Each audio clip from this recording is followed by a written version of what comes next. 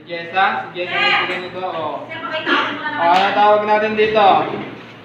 O, magkaiba sila. Ha? Yes. Sino yung sabi nun?